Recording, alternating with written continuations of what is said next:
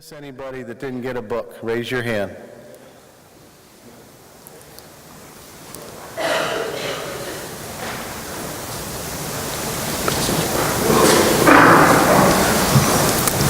One of the things that just makes me think of yesterday, a descendant of Benjamin is here. If I get the name right, Elaine Adams. Where's Elaine sitting?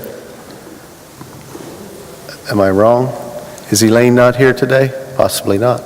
Yesterday on our tour, Elaine and her husband were here, and they're descendants of Benjamin.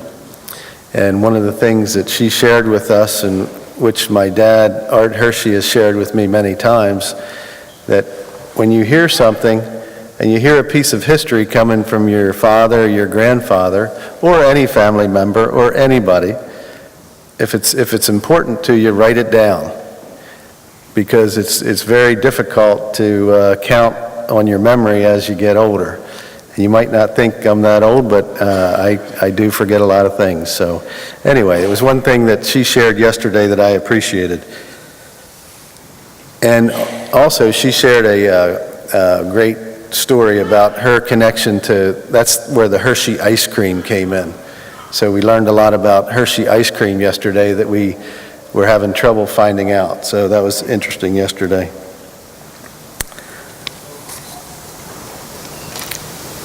Now, I want to turn the program over to Joanne Hess-Sechrist. Joanne, many of you know and maybe do not know, she's part of our committee and has been a vital part of pulling a lot of information together. She is also the author of this book, Mennonite Women of Lancaster County. She's a known historian, so I'll turn it over to Joanne.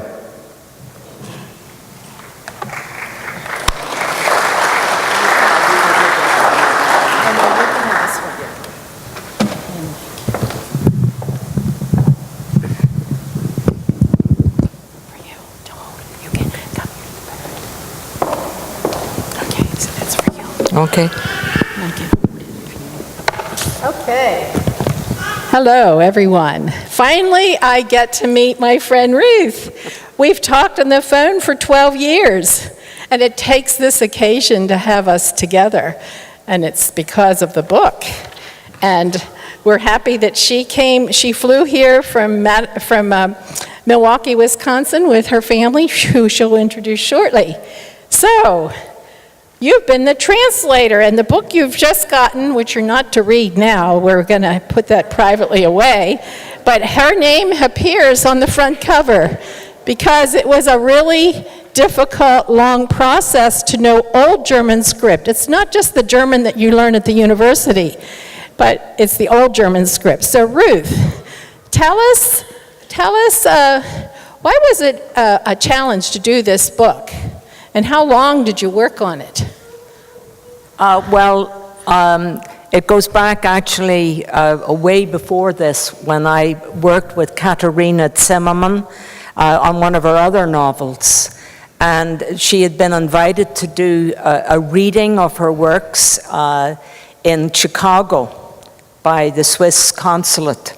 And so the Swiss consul got in touch with the University of Wisconsin-Milwaukee, where I was teaching, and asked if I would interpret and translate. So I did that, and we connected. As you can hear, I am actually of North Irish background, and Katharina thought that it was good to have a kind of regional English, if you will, to be working with her novels, and that was the original connection.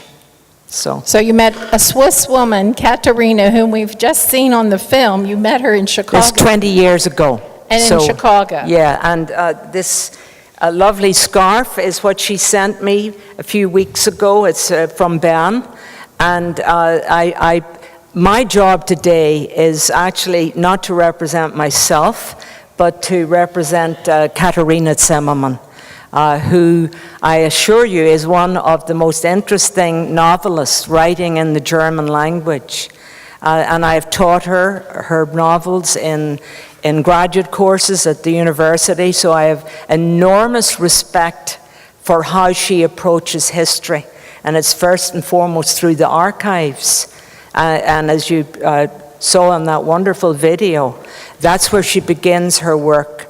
And so you dear Hershey family members, you're well represented in this novel. She was deeply moved by your story, and yesterday seeing all those farms, which I fell in love with, I can assure you that you've come very, very far from what this story tells of, which is of equally good farmers, but who were interrupted with this appalling persecution in their lives. They weren't permitted to farm, and that they produced then. I especially want to address the farmers among the Hersheys. That was, for me, the best part of yesterday. I loved it. So you are a part of a long, wonderful tradition, and you will fall in love in this novel with just the hard work, the diligence of these wonderful farmers, Protestant farmers, Anabaptist farmers, whose lives were just stopped. And Katerina, you saw her. She's 84 this year, and she's done at least 20 books. And this book was over 23,000 were sold in German. We would then work the last 12 years to get it in English. And you should all be knowing it's because of you, the Hershey 300th, that we got this book. We got permission to do this book, because for 12 years, we worked with the printing company in Switzerland, and they had a very high price to have the copyright permission. But when they heard about Hershey reunion of 300th, that was the magic word. They said, oh, the $10,000 that we originally gave you, it's changed. Mm-hmm. And so it's because of the Hershey reunion that we got this gears going. Yes. And then, and may I interrupt with just saying we couldn't have done it without the work and the tireless work of Wilson and Donna Hershey. Here they are. I mean, you thought, what were my problems working with German? Ask them what their problems were working with an Irish woman. I guarantee you it was a lot higher in tension.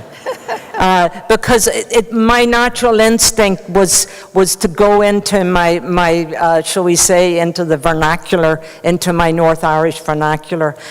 But hey, I'm writing for an American readership, am I not? And so I always had to temper that. And this dear couple were always there. And I cannot thank Wilson and Donna enough for staying with us. So I hope you enjoy the translation. And you should also know,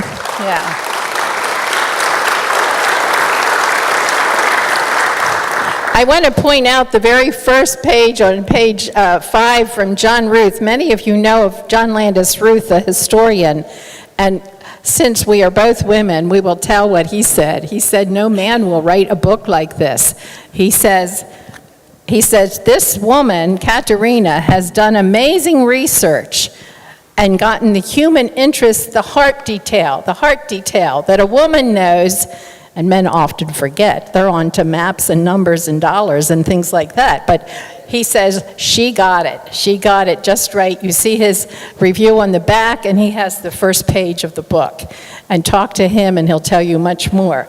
Okay, now I want you to share 2 or 3 of your favorite parts of the book, just so that they're sure to be anxious to read it. Yes.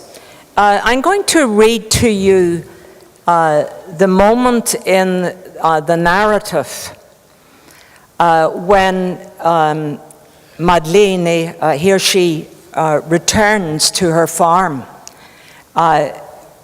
thinking that she will find her husband, Kristen, had already gone, and she's thinking she's going back to reclaim her children. But meanwhile, her children have been taken, And the wonderful farm that the Hershey's had kept absolutely immaculately has now gone downhill a lot. But worse than that, her child, her little boy whom she adores, this little chap, does not know his mother. I'd like to pause on this and tell you why I chose this. My own research scholarship is on the Holocaust. And I found scenes like this in my own research, where children who were put in Catholic convents during the Second World War for safekeeping would be returned to Jewish parents if they survived and did not recognize them. And I think that Katharina Zimmermann here is capturing also moments in our own history of what happened to these children. Madlena comes to the door and says, "Where's my boy?" she asks, gasping for breath. The woman, the peasant woman who now is in this house, says, "Madlena, spare him the pain." She comes to the fence. "Look, he's settled in with us. We only want what's best for him and are raising him reformed." Madlena does not listen. With a quick step, she goes to the front door with the peasant woman running after her. Then, forcing herself in front of Madlena, she scoops the little boy who's playing in the kitchen up into her arms. "Christele," says Madlena, trembling. "Christele, look, Mama is back." The boy looks coldly, as if he was looking at a stranger, then turns his head and buries it in the neck of the brutally peasant woman. Madlena does not know how long she stood with outstretched arms before her youngest child, only suddenly feels the weakness in her whole body, has to support herself on the doorpost, and staggers out. Somewhere at the edge of a forest, she remains sitting. She has stuffed the tip of her apron into her mouth and bites into it with her teeth. Down below in the Böbli, the bells are ringing.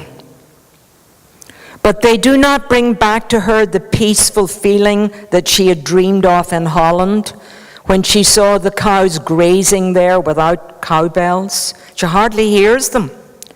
Nor does she see the colors all around her. The leaves of the blueberries are glowing bright red, and the thistle cups are gleaming like silver. For Madlena, they are black. She does not feel the warmth of the autumn sun. Why does it need to shine on such a day? It is fine with her when the night falls and the cold makes her shiver. Oh, if only she could die. Life is no longer worth living. I'll not, for the sake of time and in deference to your people who will speak, I will only share my second observation of Zimmermann's work in general. And that is, there is a wonderful character in this book. He's not wonderful in his impact because he has a very negative role, and that's a man called Herr Frischling. And it's very easy when you're writing to make caricatures if you want to make a point. But Katharina Zimmermann has the extraordinary ability to depict characters that are still human. You get to know these characters in the novel, and I invite you to enjoy her style as well. And this man emerges not as a caricature, even though he's a very pompous, imperious landowner who looks down his nose at all the farming tenants of his property.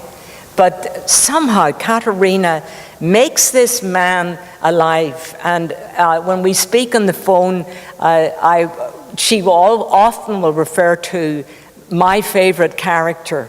And when she sent this scarf to me, she said, don't forget that that's the city of Herfrisching. So it's a wonderful relationship that I share with this woman. I'm just so sad that you have a very poor ersatz today, because if she were here, I guarantee you would absolutely fall in love with her. Her humanity, her compassion. Why did she ever write this? Because she's a woman of such extraordinary compassion. And I just think that she has given you a great gift. And keep on farming. Now, okay, so we have a special gift to give Ruth. And already Katerina has hers. But this is the Fraktur, so you always remember the Hershey. Thank you so much. Yes. I shall not forget you, and I thank you. Really, it was quite a privilege for me to work with you. Now I have one more gift. Oh, thank you. Ruth is from Northern Ireland, from near Donegal. I am from Donegal Springs by Mountjoy, Pennsylvania, my childhood. And this book is out of print, but I went to my family storage and got a copy because you're my new sister. Thank you so much. Thank you very much. So, and I would introduce I would tell you, Barbara Hershey's photograph, a sketch of her parents, who got the free train trip a year after she was killed, where her father said, no, we won't take the train money to Niagara Falls over my daughter's blood. But a year later, he went back to the train company and said, we could go to Niagara Falls. And you'll see their picture in this book, plus many others. You can Google and you'll get this. Used copies, not new ones.